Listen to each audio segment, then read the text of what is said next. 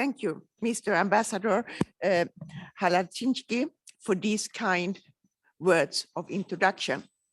Let me already wish you and the rest of your team success in changing the Permanent Council this year. Not changing, I mean sharing. I'm sorry for the wrong wording. I wish you all the best and successful leadership of the Assembly.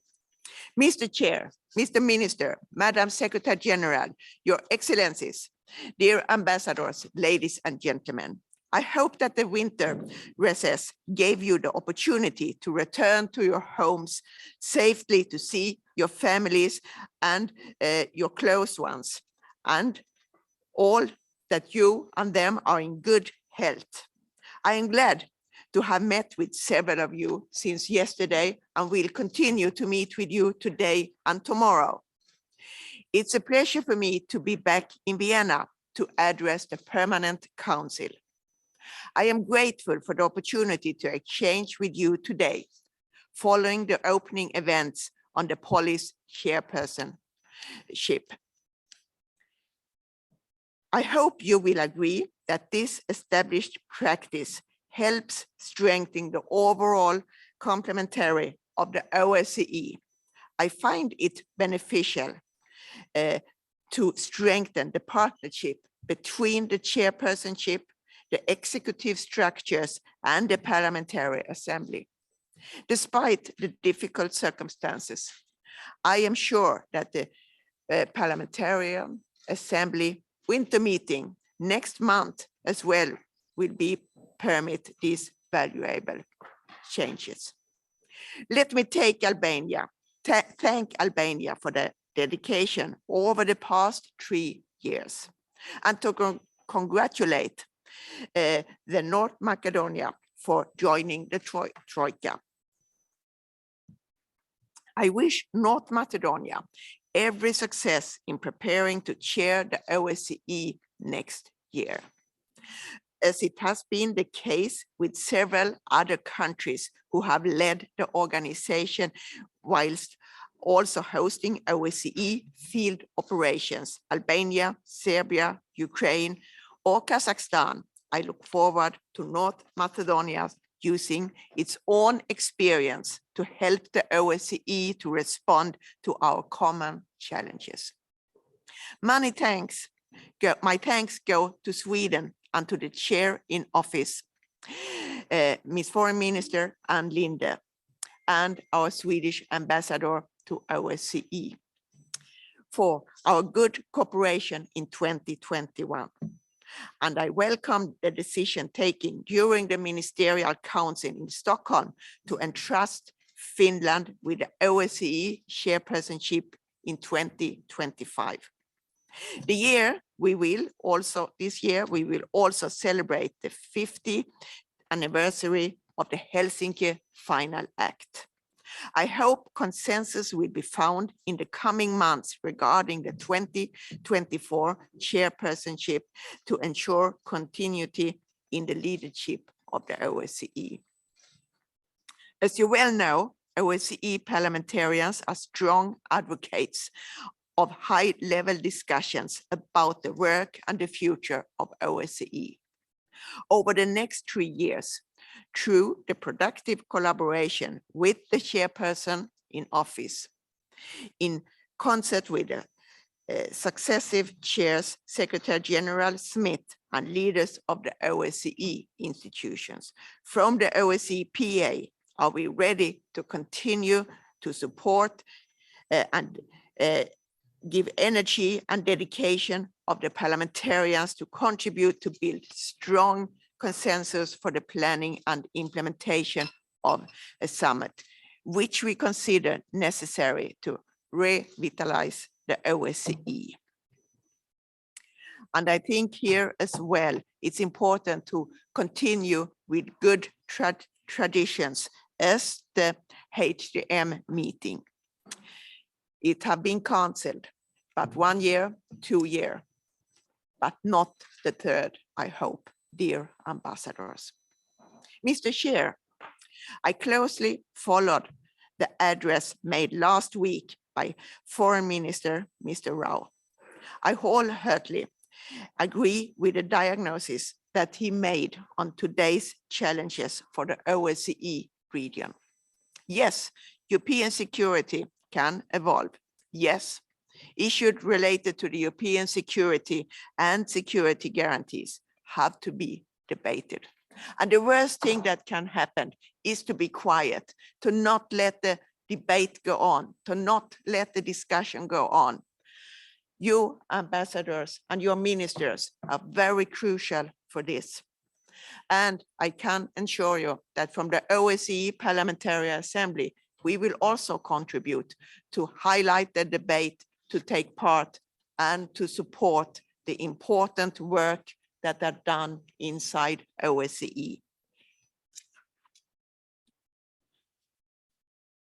But the discussions must remain rooted in the principles of the international law and the Helsinki Final Act, and I would also say the Paris Charter, which are the result of extensive and patient processes. We cannot tolerate that these principles are violated, and it is in our common responsibility to speak up when they are violated. And here as parliamentarian, I see this is crucial, not only for my constituency, not for my neighbor's constituency. I see it for all constituencies, for all citizens in the OSCE region. And that's what we are for as parliamentarians and elected. The position of the OSCE Parliamentary Assembly is clear, and it has been reiterated on numerous occasions. For instance, we have repeatedly condemned the Russian violations of Ukraine's sovereignty and territorial integrity. We have repeatedly called for a comprehensive settlement of the conflict based on full implementation of the Minsk agreements. Last July, we also called on the Belarusian authorities to rethink their approach to decent and engaged with the opposition, rather than harass and intimidate them. And I do look forward the day when there is full democracy in Belarus and it's possible to talk and exchange views, just as it should be in all the other countries inside OSCE region. These resolutions were not adopted to single out a participating state, but to clearly rebuff the transgression of commonly agreed commitments. At the same time, the OSCE PA has spared no efforts to build bridges and to promote avenues for dialogue. This is the message we have shared with all members of several occasions, and I will bring them with me with my planned meetings and visits to Moscow, Washington, DC, Kiev this spring. The security situation remains precarious throughout the wider OSCE region, in Ukraine, in the South Caucasus, or in and around Afghanistan, as painfully illustrated by the events in Kazakhstan earlier this month. We must remain vigilant, and I appreciate the presence today of the Foreign Minister Tilia Buredi and his outreach to the OSCE community to inform us of the measures taken by the authorities of Kazakhstan to respond to what's happened earlier this month. We have, and I would also like here to send my condolences to the people of Kazakhstan. We have to work together to maximize the use of all OSCE tools to prevent and resolve tensions. In this vein, I appreciate the emphasis placed by the chairperson in office on the timely preparation of the OSCE budget. In these uncertain times, We cannot afford to fail the OSCE by not providing it with the resources needed to accomplish its missions. And dear ambassadors, I hope you will succeed with the timely decision and also look over the level of the budget. In particular, I again call on all participating states to find consensus to extend the mandate of the special monitoring mission in Ukraine and to guarantee the safe, secured, and unhindered access of monitors throughout the territory of Ukraine, and also to install the border mission again. As the host of the OSCE Office for Democratic Institutions and Human Rights, Poland demonstrates its strong support for the human dimension. I welcome Poland's call to protect civilian populations from the consequences of armed conflicts. This echoes the emphasis that the Parliamentary Assembly places on putting our citizens at the heart of the OSCE missions. As elected representatives, we parliamentarians always keep a focus on our citizens and their well-being, regardless of gender, age, religion, or ethnicity. Your Excellencies, evidently, the COVID-19 pandemic remains a critical threat to all OSCE participating states. I am deeply concerned by a forecast that some 50% of the population of Europe and Central Asia will be infected in the next 2 months. This spread prevents a return to normal life, risks to overwhelm our healthcare systems, as well as other vital functions of our societies, and accentuates dividing lines in our societies. But there will be a day when the COVID is no longer. And at that time, we need to go back to the principles that we have all agreed to, and to open up the society and to go back to a normal life, including all the freedoms and democracy as we know it. We see growing disconnections, as I said, in quite a lot of countries of the daily life. And I have heard and I read that in some parts, it's also difficult to find what you need in stores, to find the daycare for the children when going to work, to get the place for the elderly people. And this shows the importance of the decisions taken by the government, by the parliaments to act responsible. And as the OSCE PA has said since the beginning of this pandemic, we should try to find a reasonable balance between protecting the public health and ensuring their return with respect for the fundamental rights and the democratic principles. Despite progress with the vaccination and prevention measures, the pandemic also continues to undermine the regular function of the OSCE. Poland will be the third chair to face these obstacles. I wish you success in overcoming them to successfully implement your priorities. Above all, we cannot let the present circumstances continue to erode our ability to exchange with each other.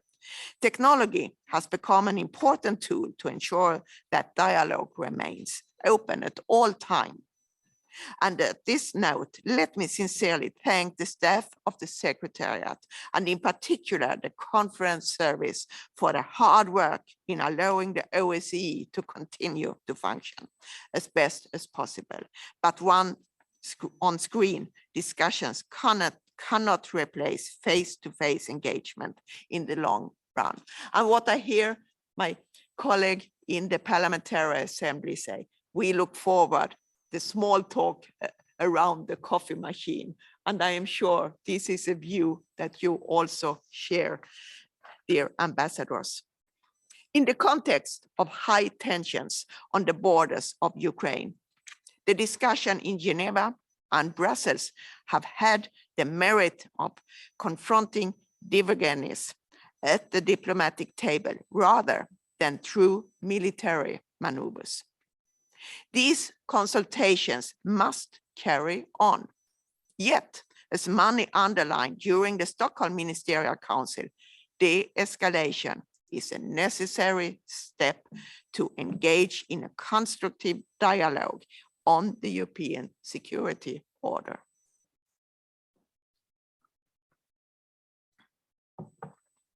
These are complex issues which require patience and diplomacy. As they progress, they also need greater inclusivity. European security cannot be discussed without Europeans, without the countries that are involved. These are matters from which the OSCE is clearly the most useful platform. In fact, OSCE already has the toolbox to address the issues that are currently being debated. In 1999, the participating states laid out in Istanbul the key principles at the crux of today's debates.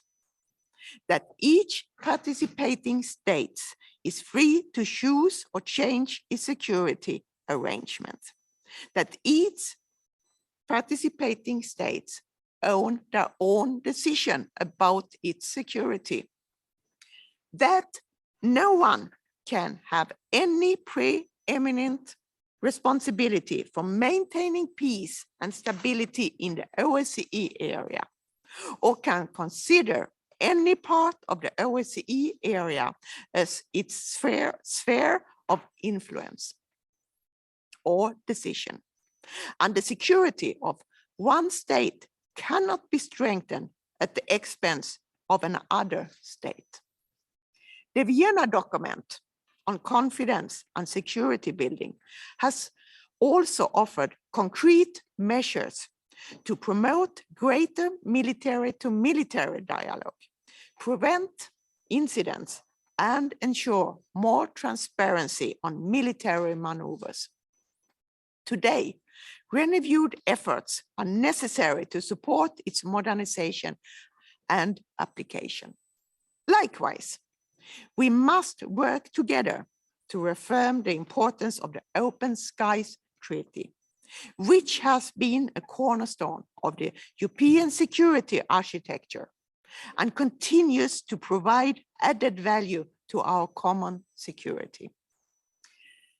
Consultations through the structured dialogue can also pave the way for greater mutual understanding and reverse the detonation of European security. Long-lasting peace and stability also require that we carry on strengthening the OSCE implementation of the Women, Peace and Security Agenda. Dear ambassadors, progress is easier to achieve with genuine political will. This is true regarding the military escalation around and in Ukraine, as much as it is for all other conflicts in the OSCE area and the multitude of challenges facing us. In all fields relevant to the OSCE, you, honored ambassadors, can continue to count on the strong engagement of OSCE Parliamentary Assembly, its committees, special representatives, its delegations.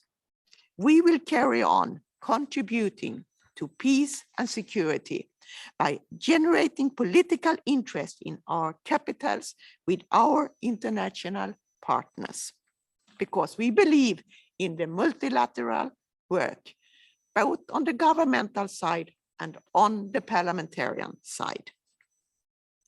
As we parliamentarians have for the past year and a half, we will continue to discuss how to make the OSCE more effective through our call for action. events. This spring, we will, for instance, discuss the ways in which OSCE parliamentarians can contribute to reconciliations of the normalization of interstate relations in post-conflict environments. And I look forward to your continued participation. It's highly appreciated. Beyond the immediate threat of armed conflict, we must continue to mobilize to guarantee climate security. Decisive action is needed now to mitigate and to adapt global warming and to protect the OSCE citizens. I welcome the ministerial decision on strengthening cooperation to address the challenges caused by climate change. We parliamentarians will also follow up on the COP26 outcomes to ensure that climate goals are met. Of course, the OSCE PA will also continue with its valuable missions to observe elections and promote democracy. And we do this together with ODIHR. The human rights and the rule of law in all OSCE participating states is the important issue when it comes to the elections and the election observations. And we have to continue to demonstrate that democracy delivers true security. Despite the challenges of the COVID-19, I will continue to encourage the OSCE Parliamentary Assembly to be as active as possible this spring. I sincerely hope that the Assembly will be able to meet fully in person for our annual session in Birmingham this coming July. 3 years after our last annual session in person, there is a dire need for us to meet, to debate, and to adopt action-oriented resolutions that can further guide the work of the OSCE and promote the spirit of the Helsinki Final Act and the Paris Charter. Mr. Chairs, Your Excellencies, I thank you for your attention this morning, and I look forward to answering any question you may have about the work of the Parliamentary Assembly. And Mr. Chair, once again, I wish you all the best and the successful leadership of the OSCE during your chairmanship. Thank you very much.